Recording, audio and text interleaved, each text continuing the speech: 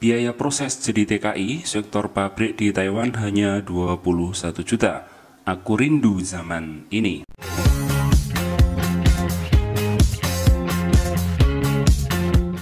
Dulu tahun 2014 silam, biaya menjadi TKI di sektor formal di Taiwan itu hanya 21 jutaan dan paling mahal hanya 26 jutaan saja.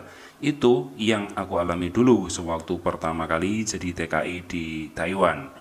Masa itu adalah masa kepala BNP TKI yaitu Gatot Abdullah yang kemudian digantikan oleh Pak Jumhur dan kemudian Pak Nusron, di mana zaman Pak Nusron sudah agak semakin tinggi. Biaya segitu dulu sangatlah mahal dan banyak yang tak mampu berangkat jadi TKI.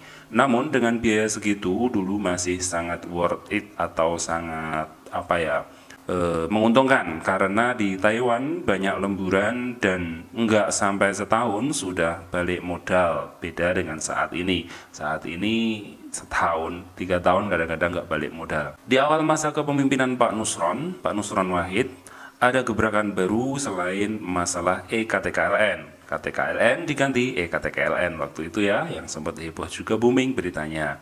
Ada juga penurunan biaya proses ke Taiwan yang tadinya makin naik menembus angka 30-an juta semakin tahun, kemudian diturunkan oleh pemerintah. Pada masa itu harapannya biaya bisa di bawah 20 juta setelah kebijakan baru diterapkan. Saya masih ingat betul masa itu. Namun nyatanya di lapangan berbicara beda. Setelah aturan itu dikeluarkan, bukan malah murah, tapi malah makin mahal. Sangat mahal malahan. Setelah itu, biaya jadi TKI di atas 30 juta. Tahun 2015 ke atas, 2016, biaya paling murah jadi TKI di Taiwan itu ya 31, 32, dan itu terus semakin meningkat ya. Namun walaupun demikian, pemerintah tetap diam dan semakin bulan dan tahun biaya itu terus membengkak. Jadi 35, jadi 37, 39, 40, dan 2018 hingga saat ini rata-rata mereka dikenai 40 juta ke atas. 45 juta itu rata-rata, ada yang lebih malahan. Dan tahun ini semakin parah, kita tidak bisa berangkat ke Taiwan, ditambah isu zero cost yang majikan pada keberatan. Ada yang demo dan sebagainya. Nah, kita akan bahas kupas semuanya di sini ya. Sebenarnya isu zero cost itu sudah mulai dibicarakan sejak zaman Pak Nusron Wahid. Namun waktu itu tak sampai sekuat ini. Waktu itu hanya ada batasan biaya maksimal saja, khususnya di sektor informal ya. Coba simak tabel berikut ini. Tabel ini sudah dirancang sejak tahun 2014 lalu, yang baru digaungkan oleh BP2MI saat ini. Tapi ada perbedaan ya dengan yang saat ini. Nanti kita bahas di akhir. Tadinya biaya mencapai 51 juta menjadi hanya 19 juta. Jadi 51 juta itu kan dibebankan ke TKI, kemudian pinjam ke bank, kemudian potongannya sampai 10 bulan dan sebagainya waktu itu ya. Kemudian ditekan menjadi 9. Nah, untuk tabelnya sendiri, jadi apa saja yang dibiayai oleh pemerintah, itu ini ada tabel perincian biaya selama ini harus ditanggung oleh TKI yang bekerja di WNI. Ini dikeluarkan 2014 lalu ya. Jadi di sini biaya di Indonesia di sini ya ada. Jadi biaya paspor, ini biaya di Indonesia ya. Biaya paspor dulu itu ditanggung TKI sebesar 110.000. Nah, sejak saat itu rencananya ya belum teraplikasi, ditanggung pemerintah. Kemudian biaya pemeriksaan kesehatan sekian ini 859 sekarang ditanggung pemerintah, itu rencananya tapi ini belum jalan.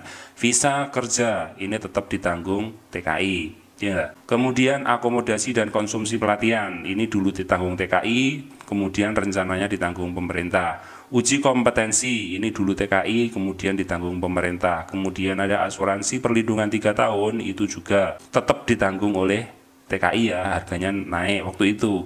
Biaya pemeriksaan psikologi itu pemerintah, tiket penerbangan itu TKI, airport tax itu TKI. Kemudian untuk jasa perusahaan itu ditanggung oleh TKI sama. Terus airport tax itu ditanggung majikan, kemudian transport lokal itu ditanggung TKI, dan totalnya dari 17.400.000 menjadi 6 juta yang hanya ditanggung ya. Ini dulu, jadi dari 17 sebelumnya jadi 6 juta. Nah, 6 juta ini itu di eranya Pak Beni itu harusnya ditanggung pemerintah gitu ya. Jadi sekarang itu ini dihilangkan lagi gitu ya. Kemudian biaya di negara tempat bekerja. Biaya di tempat fee agensi itu dulunya 22 juta. Ini 1 kali kontrak ya 3 tahun. Itu diturunkan menjadi 4 juta ditanggung TKI juga. Medical check up-nya 3 juta ditanggung TKI. Askes Taiwan masih ditanggung TKI. Alien Residen ARC masih ditanggung TKI. Bunga pinjaman itu digabung sama administrasi diturunkan dari nilainya fantastis menjadi hanya 730 itu.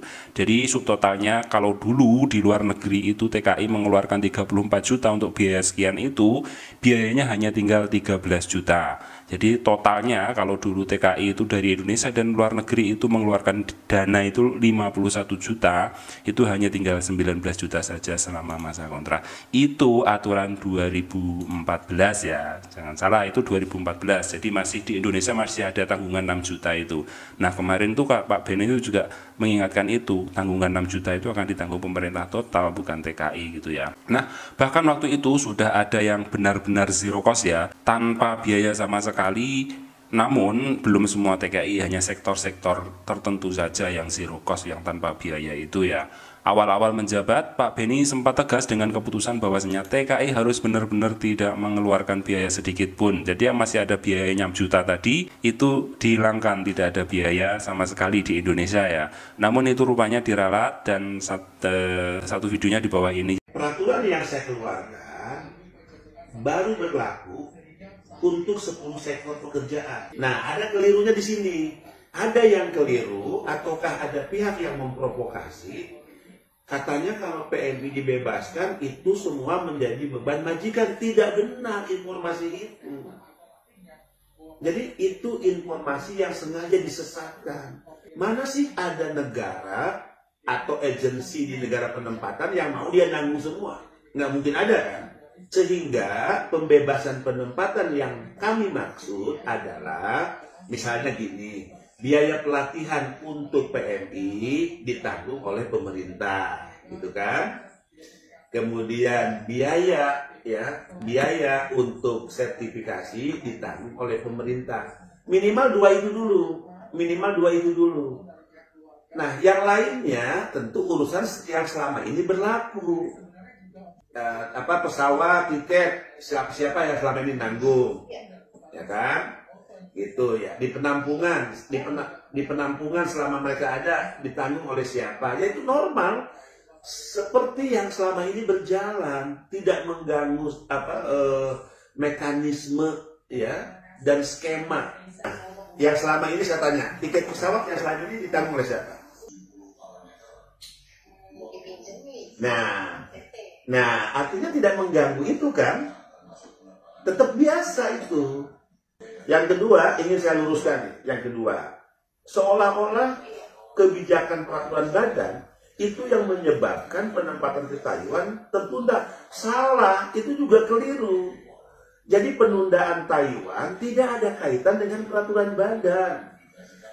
Penundaan ke Taiwan itu karena pandemi COVID dan Indonesia Corona dan Indonesia diberikan catatan. Ini yang saya marah juga kepada beberapa PT. Jadi kalau berita awalnya itu nggak tahu ya, langsung viral seperti itu, ada 12 biaya yang harus ditanggung pemerintah Taiwan dan sekian biaya yang ditanggung, 2 poin yang ditanggung pemerintah Indonesia. Yang ditanggung pemerintah Indonesia itu dijelaskan Pak Beni dalam video berikut ini itu ada 2. Ya memang 2 itu, yang 6 juta tadi, yang 2014 asalnya 19 juta diturunkan Pak Nusron menjadi 6 juta, kemudian dari 6 juta itu dihilangkan sekarang menjadi 0 rupiah yang ada di Indonesia.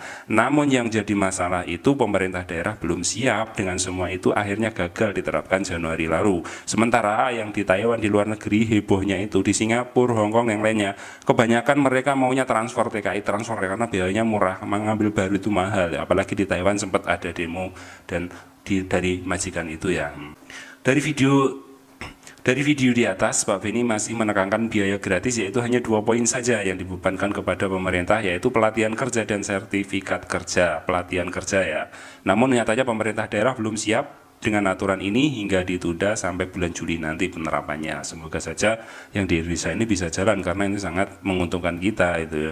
Cuman kita nggak mau ya. Dulu seperti itu, dari 19 juta diturunkan dari 6 juta, tapi faktanya itu malah TKI mengeluarkan biaya yang lebih banyak. Nyatanya dia harus membayar lebih banyak, potongan lebih banyak, sponsor lah makin untung.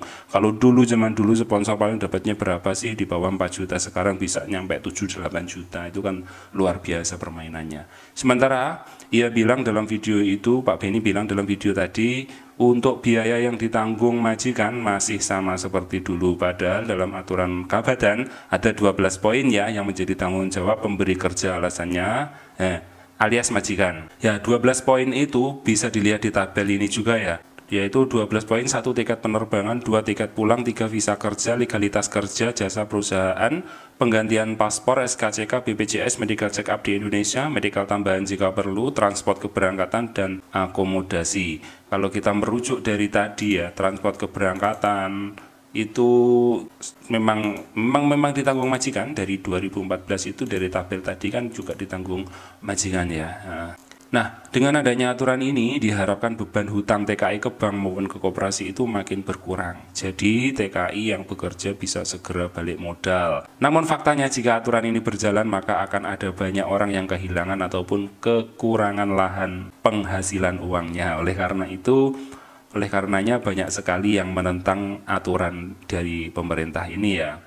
Hingga endingnya Taiwan tak kunjung membuka pemberangkatan TKI, walaupun hal ini menurut BP2MI semata-mata karena alasan pandemi, bukan alasan politik ya. Kalau Indonesia sudah bebas COVID, katanya mau dibuka kembali. Harapan kita semoga Taiwan segera membuka kembali dan deal dengan aturan baru di Indonesia yang sejatinya sudah dicanangkan sejak 2014 lalu, kemudian dipertegas di tahun ini dengan gratis atau 0 rupiahnya itu ya, dan kita semuanya bisa segera bekerja. Semoga saja tidak ada oknum-oknum di Indonesia yang memanfaatkan ini semuanya sehingga biayanya nanti tidak lebih mahal dan TKI tidak lebih dicurangi dan ditekan lagi, tidak diperas lagi keuangannya.